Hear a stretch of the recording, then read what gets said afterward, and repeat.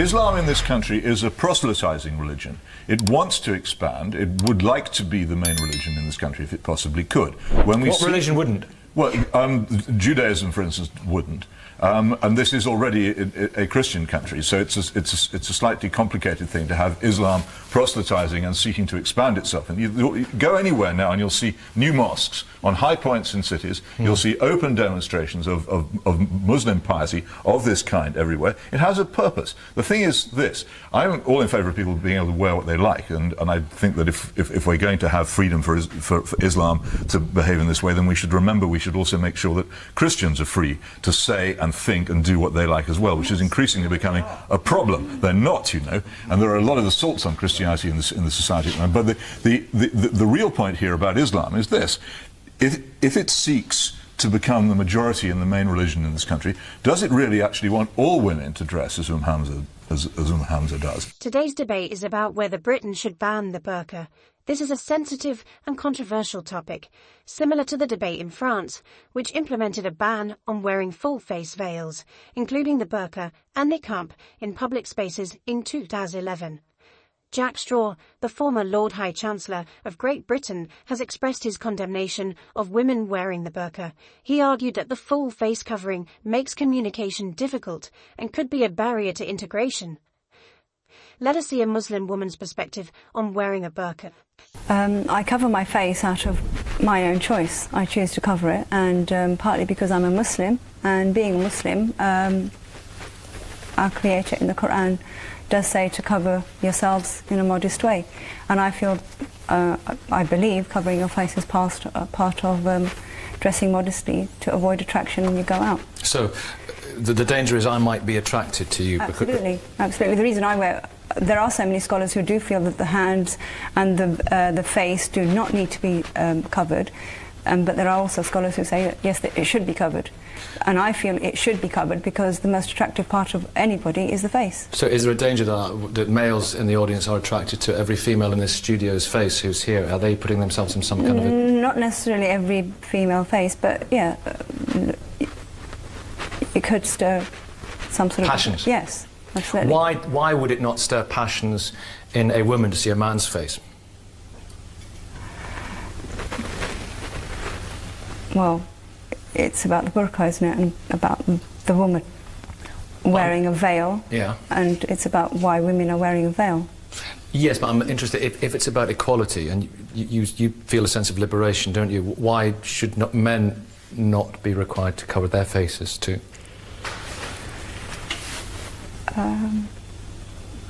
It's a good point, but I wouldn't question that. If this is how I understand that the scholars have said, then I would do it.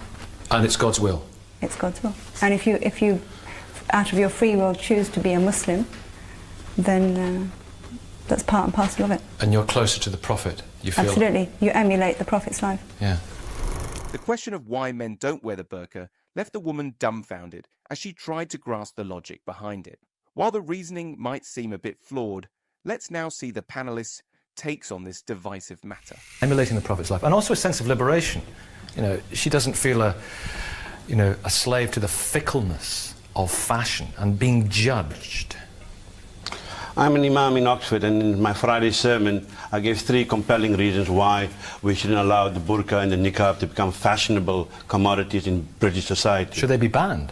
No, I think the British way is not to ban something because it becomes counterproductive. But I want to really elaborate on the 3 reasons, and I want the audience to consider these 3 reasons. The first reason is that nowhere in the Quran is the word burqa or niqab being used. No whatsoever. Also, the burqa and the niqab is a pre-Islamic custom coming from Byzantium and Persia and incorporating the Islamic society later. Second argument against the burqa and the niqab, that it is sexist and discriminatory. If it's okay for a Muslim woman to hide her face, then Muslim men should hide their faces as well. We are not allowed to hide our face. I can't go into Barclays Bank or the post office or the government office with my balaclava or my motorcycle helmet. So why should we allow in this society, when we have gender equality, why should we allow Muslim women that right? But I need to develop... Develop it through the course of the debate, because there's some potent points there. Hamza, please come back on... Dr. Taj Hage, an imam at the Summertown Mosque, argues that the practice of women covering their faces is discriminatory and sexist.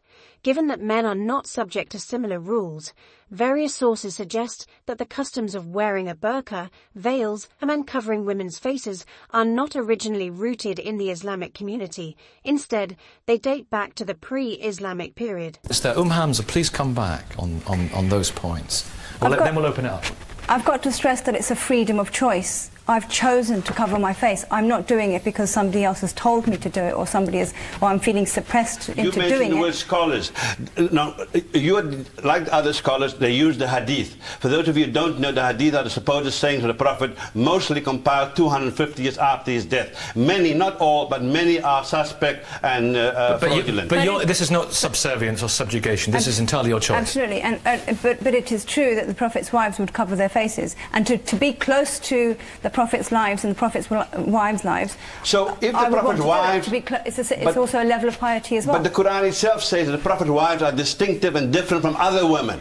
So you can't claim that bit. This issue is really something that you're saying it is religious. I'm quite happy for you, anyone to have freedom, but it's based on your cultural interpretation and not the religious requirement of Islam. But Hamza, do you not see that it might some people find it alienating and some people find it threatening, because the face is such a vital part of our communication, is it not?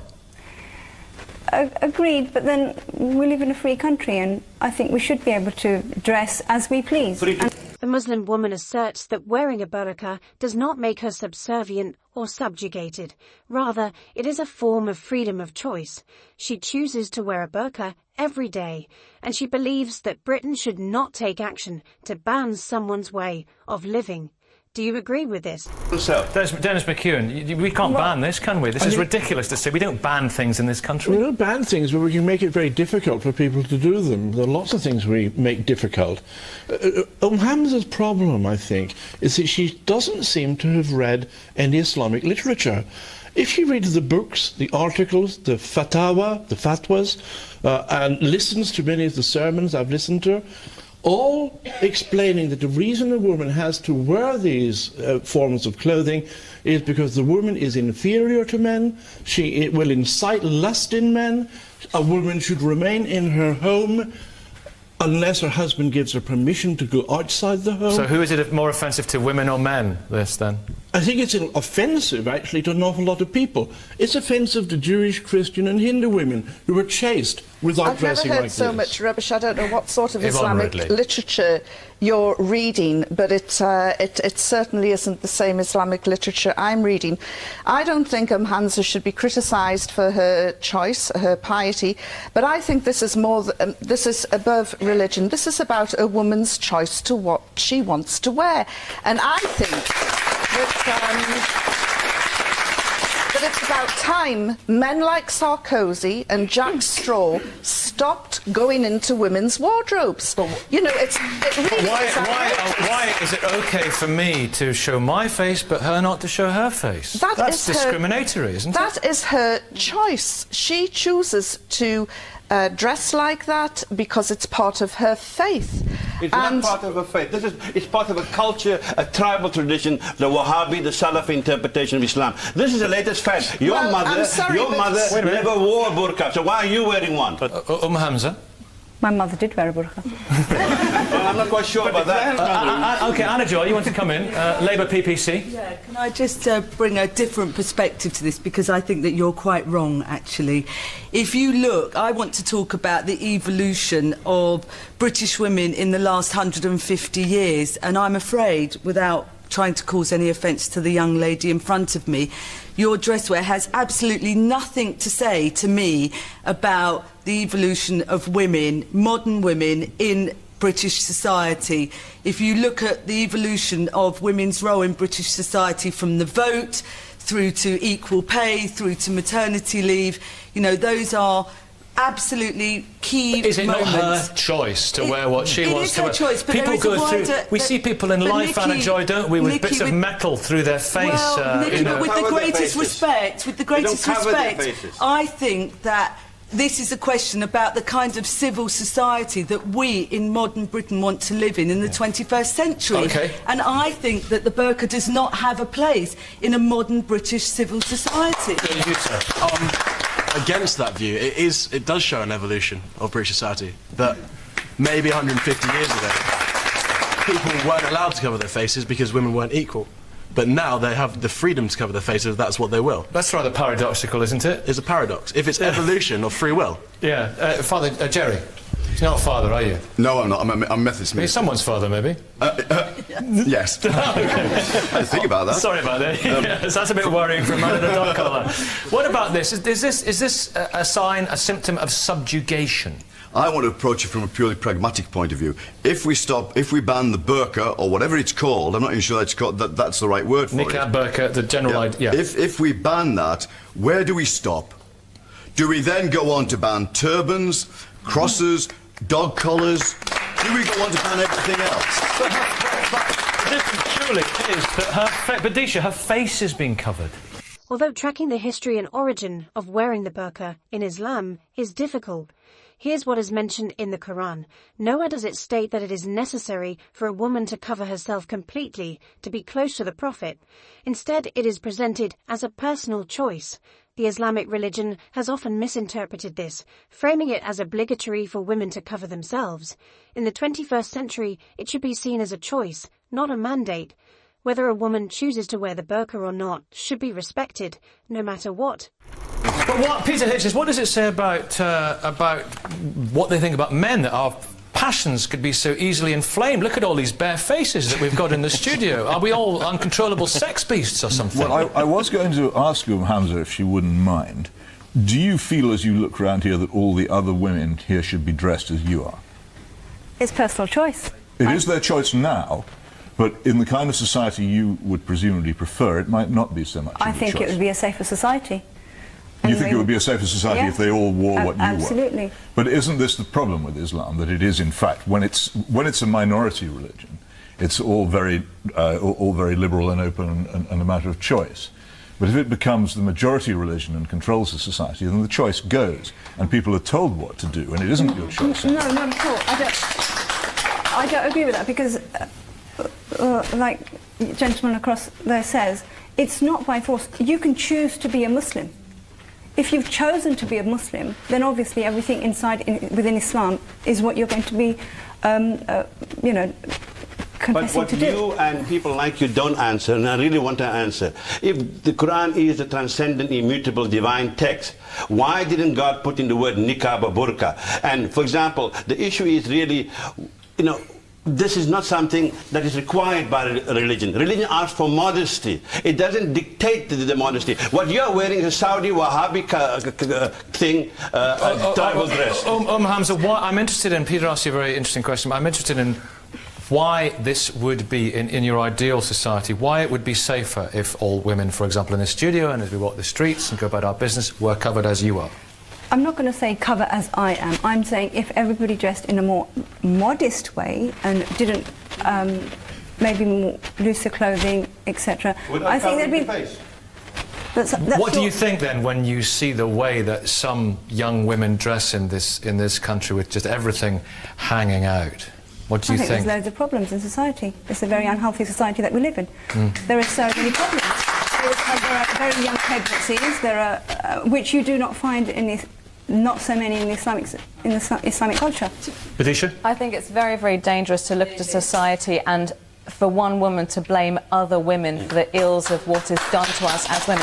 If the argument is that wearing something like this repels sexual harassment and all sorts of other kind of harassment, I think that in every situation of harassment, discrimination, sexist behaviour, anything like that, the responsibility is on the perpetrator, not on the victim. It's not good enough for us to say, oh, look at these Western women with everything hanging out. We have every right to do exactly what we like. A woman has a right to walk down the street naked and not be harassed or attacked. Miriam. To be honest with you, I completely agree, but what I would add is that it's completely irrelevant what Hamza thinks of young women down the street or what you or I think about Hamza. At the end of the day, what feminist battles were fought in this country, what the feminist achievements were the right for women to self-determination, to make decisions for ourselves, be it about contraception, be it about marriage, be it about how we dress, be it about whether we mould our bodies to the conception. Isn't she saying, I don't want to be part of your society by covering her face up? This is a question you have to ask her, and that's a question she's responded to you by saying no. She's saying to you, this is a choice I find empowering, and feminism is about supporting women who found empowerment, whatever route they find their empowerment through. Claire. I mean, it's ironic in a way that we can only have this conversation about the woman's right to choose in the West, where we have the kind of guarantee of equal rights for women before the law, and in other countries women are forced to wear the burqa. It's not a matter of free choice. And so yes, because in a way we need the language of the West. We need the language, which is a language coming out of a non-Islamic kind of tradition, to make the case that women are free to wear the burqa. There's a European Muslim culture, and we're discussing it from within a European Muslim culture, and it's absolutely outrageous. So are you saying that within Islamic culture, the language is completely a free choice? The fact of the matter is there is a European Muslim culture in which there is, of course, influence from the language and the debates which have enriched Muslim culture in this country. Wait. Am I in danger of having my passions inflamed by seeing your face? Personally, obviously, and again, I think my opinion on this is completely irrelevant. The fact I don't think it's irrelevant. Well, I think it is, because the discussion shouldn't be about what you think or I think. It should be about women's choice to make decisions about their own bodies for themselves. Have I got a right to feel insulted that somebody thinks I would be inflamed if I saw their face? Only if you assume that that's what they're thinking, and I think for quite a large portion of these women that's not what they're thinking. Yes, sir. Peter Hitchens raises important points about the complexity of societal safety and individual freedoms. The idea that modesty and dress alone could create a safer society is a contentious one. It simplifies a much more nuanced issue that involves personal freedom, societal values, and the dynamics of respect and accountability.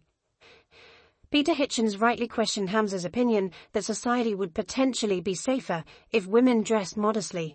There is a concern that if Islam were to become a majority religion, it could become quite overpowering and controlling.